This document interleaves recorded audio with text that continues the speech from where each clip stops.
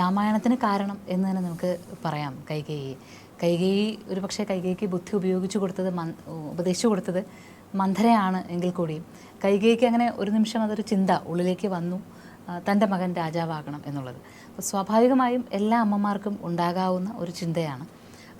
പക്ഷേ ആ ഒരു രാജ്യധർമ്മവും മറ്റുമൊക്കെ ഉള്ളത് കൊണ്ട് ഉള്ളിലടക്കി വെച്ചിരിക്കുകയായിരുന്നിരിക്കണം കൈകേയി. മന്ഥര ഒരു തവണ അങ്ങനെ ഉപദേശിച്ചപ്പോഴേക്കും ആ ആഗ്രഹം പുറത്തേക്ക് വരികയായിരുന്നു. മാത്രമല്ല അതിന് സഹായകരമായി ദശരഥൻ നൽകിയ ഒരു വാഗ്ദാനവും കയ്യിലുണ്ട്. അപ്പോൾ ഒരു വാഗ്ദാനം, ഒരു അവസരം കയ്യിലുണ്ടായിരിക്കുകയും അത് തൻ്റെ മകന് വേണ്ടി ഉപയോഗിക്കണമെന്ന് ഇപ്പോൾ ഏത് അമ്മമാരായാലും ഈ കാലഘട്ടത്തിലായാലും ശരി, തൻ്റെ കുഞ്ഞിന് വേണ്ടിയിട്ട് തൻ്റെ കയ്യിലുള്ള ഒരു അവസരം ഉപയോഗിക്കണമെന്ന് ഏതമ്മമാരും ആഗ്രഹിക്കും.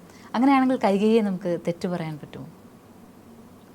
വാസ്തവത്തിൽ കൈകേയി നമ്മുടെ രാമായണത്തിനെ ഒരു പ്രത്യേക ദിശയിലേക്ക് നയിക്കാൻ സഹായിച്ചു എന്ന് നമുക്ക് അതിൻ്റെ ഉപരിപ്ലവമായ രീതിയിൽ വേണമെങ്കിൽ നമുക്ക് പറയാം. പക്ഷേ കൈകേയിയെ ദശരഥൻ വിവാഹം കഴിക്കുന്ന സമയത്ത് കൈകേയിയിൽ ഉണ്ടാവുന്ന മകന് രാജ്യം നൽകണം എന്ന ഒരു കാര്യം ഉറപ്പ് കൊടുത്തിരുന്നു എന്ന് മറ്റു പുരാണങ്ങളിൽ, ഇതിൽ അധ്യാത്മരാമായണത്തിലില്ല, മറ്റു പുരാണങ്ങളിൽ പറയുന്നു. അങ്ങനെ ഒരു വാക്ക് ദശരഥൻ പറഞ്ഞത് കൈകേയിക്കും അറിയാം എന്നാണ് പറയുന്നത്.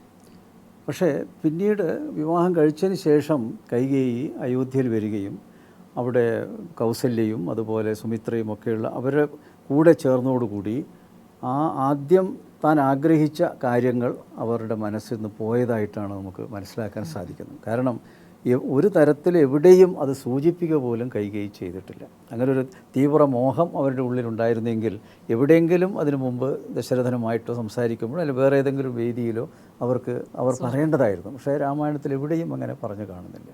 പക്ഷേ ഇതിനൊരു മറ്റൊരു സംഭവം അതിൽ പറയുന്നുണ്ട്. ദേവാസുര യുദ്ധത്തിൽ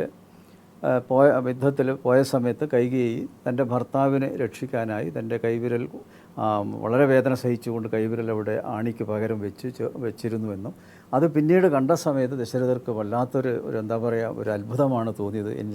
എനിക്ക് വേണ്ടി ജീവൻ കളയാൻ തയ്യാറായ തൻ്റെ പത്നി കൈകേയി, അവൾക്ക് നല്ല ഒരു കാര്യം ചെയ്തു കൊടുക്കണമെന്ന് അദ്ദേഹം തോന്നുകയും ഉടനെ 2 വരങ്ങൾ നൽകാൻ തയ്യാറാവുകയും ചെയ്തു. പക്ഷേ ആ സമയത്ത് കൈകേയി പറഞ്ഞ വാക്ക് പ്രത്യേകം ശ്രദ്ധിക്കണം. ഞാൻ അങ്ങയുടെ ഭാര്യയാണ്. ഒരു ഭാര്യയുടെ പ്രാഥമിക ചുമതല എന്താണെന്ന് വെച്ചാൽ ഭർത്താവിനെ സംരക്ഷിക്കുക എന്നുള്ളതാണ്. ആ ഒരു കർമ്മമേ ഞാൻ ചെയ്തുള്ളൂ. അതിൽ അധികം ഒന്നുമില്ലല്ലോ. അങ്ങനെ ചിന്തിക്കരുത്. എനിക്കതിൻ്റെ ആവശ്യമില്ല. ഒരു പ്രതിഫലം ആഗ്രഹിച്ചുകൊണ്ടല്ല ഞാനിത് ചെയ്തു. എൻ്റെ കർമ്മമാണ്, എൻ്റെ ധർമ്മമാണ് ഞാൻ ചെയ്തത് എന്ന് പറഞ്ഞപ്പോൾ ദശരഥനത് സമ്മതമായില്ല. പിന്നെയും നിർബന്ധിച്ചപ്പോഴാണ് പറഞ്ഞത് ഞാൻ എപ്പോഴെങ്കിലും ചോദിച്ചോളാം എന്നുള്ളത്. പക്ഷേ നമ്മളൊന്ന് ആലോചിക്കണം, അവർക്ക് നേരത്തെ അങ്ങനെ ഒരു മോഹം ഭരതനെ രാജാവാക്കണമെന്നുണ്ടായിരുന്നുവെങ്കിൽ അവർക്കതൊരു സൂചന അവർക്ക് നൽകാമായിരുന്നു. അങ്ങനെയാണെങ്കിൽ ആ സമയത്ത് ഭരതൻ ജനിച്ചില്ലെങ്കിലും ഇങ്ങനൊരു സൂചന ഒന്നുകൂടി പറയാമായിരുന്നു. അതൊന്നും അവർ ചെയ്തില്ല. അവരെ മനസ്സിൽ നിന്ന് പോയതായിട്ടാണ് പിന്നീടുള്ള സംഭവങ്ങളും കാണുന്നത്. അതിനുള്ളൊരു ഉദാഹരണം പറയാമെങ്കിൽ, അതായത് പെട്ടെന്നാണ് ദശരഥൻ ഈ യുവരാജാവായിട്ട് ശ്രീരാമനെ അഭിഷേകം ചെയ്യുന്ന തീരുമാനമെടുക്കുന്നത്. മറ്റാരോടും കൺസൾട്ട് ചെയ്യാതെയാണ് ആ തീരുമാനം എടുക്കുന്നത്. അത് തീരുമാനിച്ചു. അത് പിറ്റേ ദിവസം തന്നെ വേണമെന്ന് തീരുമാനിച്ചു. ഈ സമയത്ത് ഭരതനും ശത്രുഘ്നനും കേകയ രാജ്യത്തേക്ക് പോയിരുന്നു. ശ്രീരാമനും ലക്ഷ്മണനും മാത്രമേ ഇവിടെയുള്ളൂ. ഉടനെ വസിഷ്ഠ മഹർഷിയോട് പറഞ്ഞു വേണ്ടുന്ന എല്ലാ ഒരുക്കങ്ങളും ചെയ്യാനായിട്ട് പറഞ്ഞു.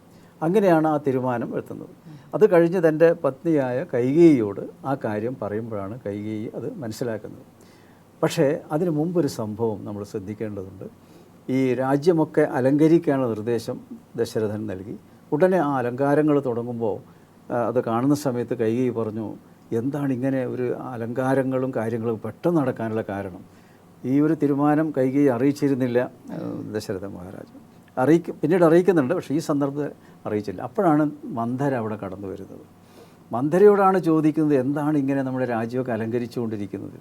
അപ്പോഴാണ്, നീ പമ്പര വിഡ്ഢിയാണ്, മൂഢയാണ്, എന്താണ് അന്ന് നടക്കുന്ന കാര്യം പോലും നീ ശ്രദ്ധിക്കുന്നില്ല, നിനക്ക് വലിയൊരു ആപത്ത് വരാൻ പോവാണ് എന്നൊക്കെ ഒരു കാര്യം പറഞ്ഞപ്പോൾ, എന്താ സംഗതി പറയൂ എന്ന് പറഞ്ഞപ്പോഴാണ് ശ്രീരാമനെ യുവരാജാവായി വാഴിക്കാനുള്ള ഒരു തീരുമാനം രാജാവ് എടുത്തു. അതിനുള്ള അലങ്കാരങ്ങളാണ് ചെയ്യുന്നത്.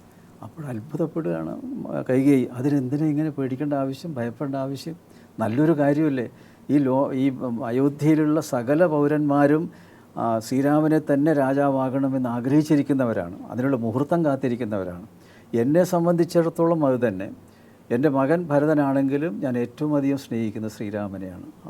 ആ കുട്ടി അതുപോലെ തന്നെ സ്വന്തം അമ്മയെക്കാളും എന്നെയാണ് സ്നേഹിക്കുന്നത്. അതിന് പല ഉദാഹരണങ്ങളുണ്ട്. ഏറ്റവും നല്ല വസ്തുക്കൾ പിന്നെ അവൻ്റെ കയ്യിൽ കിട്ടിയാൽ ഉടനെ എൻ്റെ അടുത്ത് അത് വന്ന് എനിക്ക് തരും. കാരണം ഞാനിതിലൊക്കെ താല്പര്യമുള്ളതറിയാം.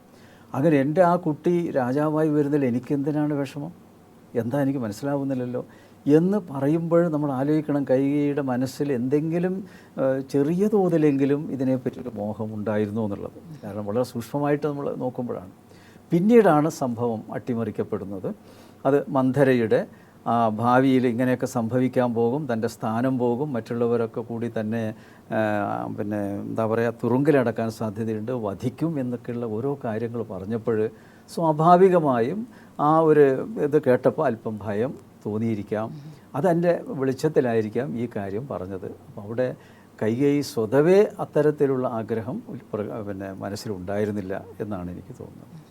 പക്ഷേ എന്നാലും ഈ മകനെ രാജാവാക്കണം എന്ന് പറയുന്ന ഒരു ആഗ്രഹം തെറ്റല്ല എന്ന് തന്നെ നമുക്ക് പറയാനാകും. ഇല്ലില്ല, തെറ്റാണെന്ന് പറയാൻ പറ്റില്ല. കാരണം ഈ ഒരു പരിതസ്ഥിതിയിൽ രാമൻ രാജാവായാൽ താൻ പിന്നെ തന്നെ ഇവിടുന്ന് ഒഴിവാക്കും എന്ന ആ ഒരു ഭയം തൻ്റെ മകനെ രാജാവാക്കണം എന്നുള്ള ഒരു മനസ്സിൽ വന്നു. പക്ഷേ ആ കാര്യം തൻ്റെ മകനോട് പോലും കൂടിയാലോചിച്ചിട്ടില്ല. അവിടെയാണ് കൈകേയിക്ക് പറ്റിയ വലിയൊരു തെറ്റ്. കാരണം അത് മകനുമായി കൂടിയാലോചിക്കുകയാണെങ്കിൽ ആ സമയം തന്നെ ഭരതനത് വേണ്ടാന്ന് വെക്കുമായിരുന്നു. പക്ഷെ അതുണ്ടായില്ല. അതെന്തോ അവരുടെ എന്താ പറയുക കാലദോഷമെന്നോ ഒക്കെ നമുക്ക് പറയാം. അത്രേ പറയാനുള്ളൂ. അതെ, കൈകേയിയും മന്ധരയും എടുക്കുകയാണെങ്കിൽ നമുക്ക് ഇപ്പോൾ ഈ കാലഘട്ടത്തിൽ വെച്ച് ചിന്തിക്കുകയാണെങ്കിൽ ഒരു കാര്യം മനസ്സിലാക്കാവുന്നത്, ഇപ്പോൾ തെളിഞ്ഞ മനസ്സോടുകൂടി ഇരിക്കുകയാണ് എങ്കിലും നാം എന്ത് കേൾക്കുന്നുവോ, നാം എന്ത് കാണുന്നുവോ, നമ്മുടെ ചുറ്റുപാടുകളിൽ നാം കാണുന്നതും കേൾക്കുന്നതും നമ്മെ ചിലപ്പോൾ സ്വാധീനിച്ചേക്കാം എന്നതാണ്. മന്ധര എന്ന് പറയുന്നത് നമ്മുടെ ചുറ്റുപാടുകളാണ് എന്ന് പറയും. കൈകേയിയുടെ ഒരു സമയത്ത് ചുറ്റുപാട് മന്ധരയായിരുന്നു. മന്ധര ഉണ്ടാക്കിയ ചുറ്റുപാടിൽ ജീവിച്ചതുകൊണ്ടാണ് കൈകേയിക്ക് അങ്ങനെ ഒരു തെറ്റായ തീരുമാനം എടുക്കേണ്ടി വന്നത്. അപ്പം നമ്മളും സ്ത്രീകളല്ല പൊതുവിൽ എല്ലാവരും ആ ചുറ്റുപാടുകളിൽ ശരിയാണോ ജീവിക്കുന്നത്, ശരിയായതാണോ കേൾക്കുന്നത്, കാണുന്നത് എന്ന് തിരിച്ചറിയുന്ന സാഹചര്യത്തിൻ്റെ ഒരു സ്വാധീനം ഉണ്ടാവാനുള്ള സാധ്യതയുണ്ട്.